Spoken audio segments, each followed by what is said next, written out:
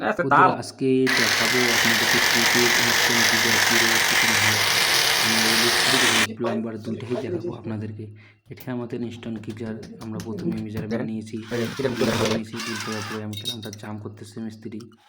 তো আমি সমস্ত প্রক্রিয়া আপনাদেরকে দেখাবো অল্প অল্প করে। ছোট্ট মেজার আমি থ্রেড সিলিং মারিয়ে টাইট করে দেবো, টাইট করে নিতে বল বাল্বটা লাগাবো ভাল্বটা সুন্দর করে এরপরে নিয়ে আসবো গিজারটা। তো গিজারটা প্রথমে ওপেন করলাম, দেখেন গিজারটা ওপেন হয়ে গেল। গিজার অলমোস্ট ফিটিং হয়ে গেল।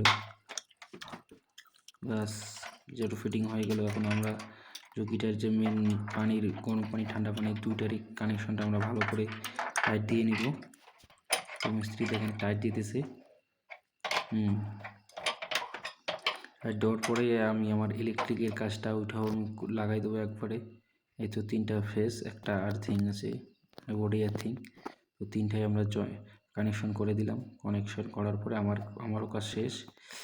এখন আপনারা দেখো কত সুন্দর লাগে ইনস্ট্যান্ট গিজার। আমার অবশ্য ভালো লাগে।